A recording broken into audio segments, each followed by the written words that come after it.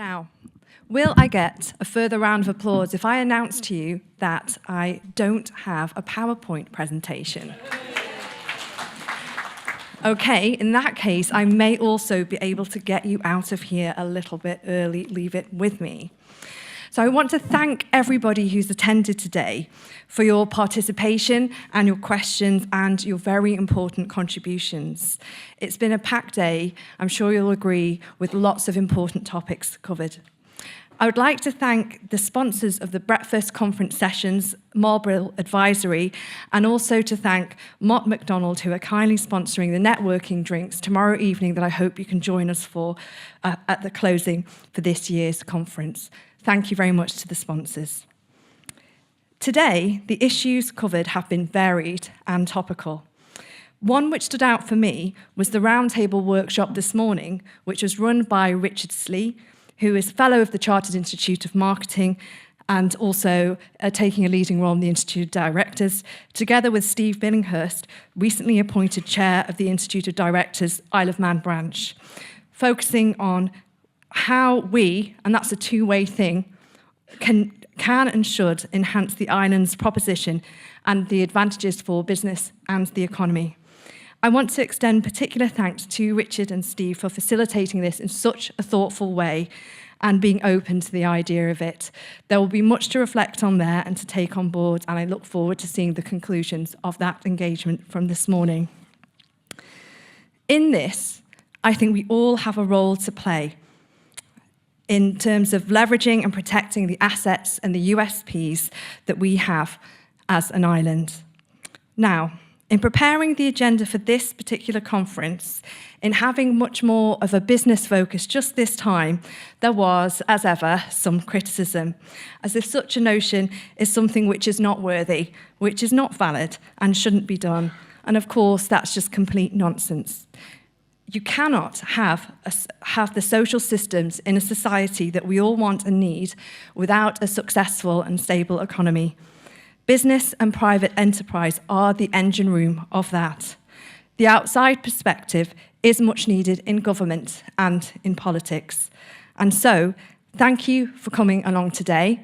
And for those of you that are here in a business capacity or connected with that, thank you for everything that you do. The Chief Minister's opening speech this morning focused on security, safety, and a strong desire to see improvements, savings, and changes in government services. The agenda for us tomorrow will provide detail on government's thinking in these areas and a chance to engage meaningfully on these key topics.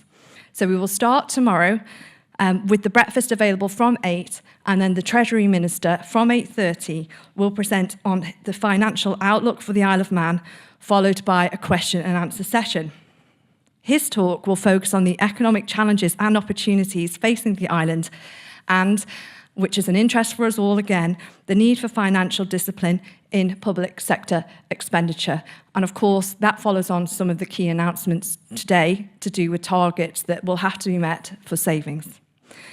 At 9:30, the Chief Executive Officer of the Isle of Man Government, Andy Ralphs, will outline the future direction of public service delivery in the Isle of Man, discussing how it can evolve and improve, recognising the potential for greater efficiency, plus the need to consider what government does and doesn't do.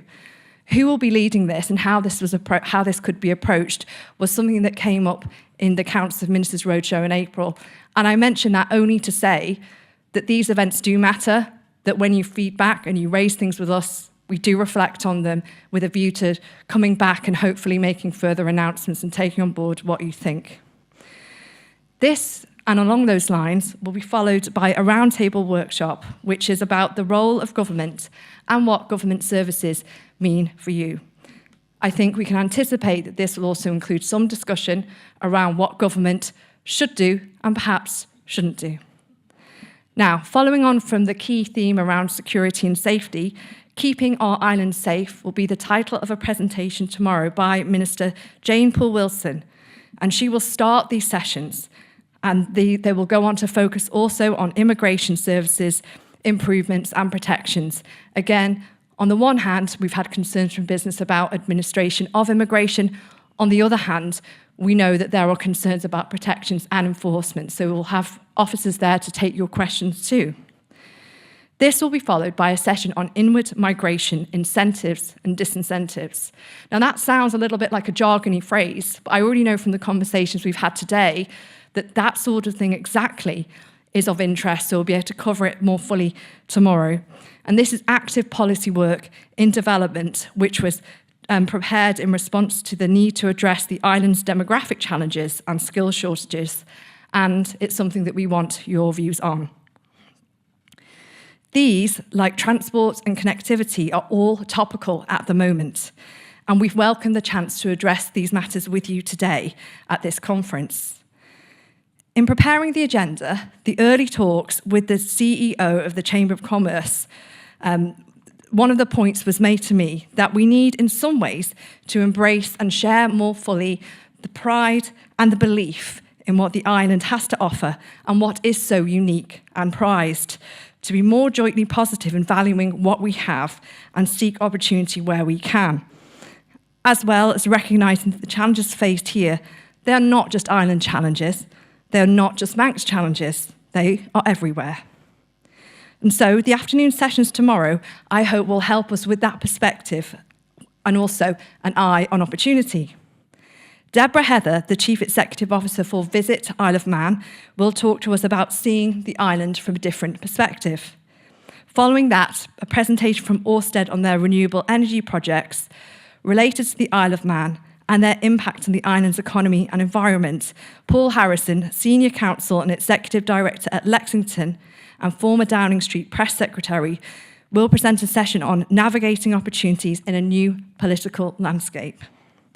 This session will explore the policy and political outlook for the UK and its implication for us here.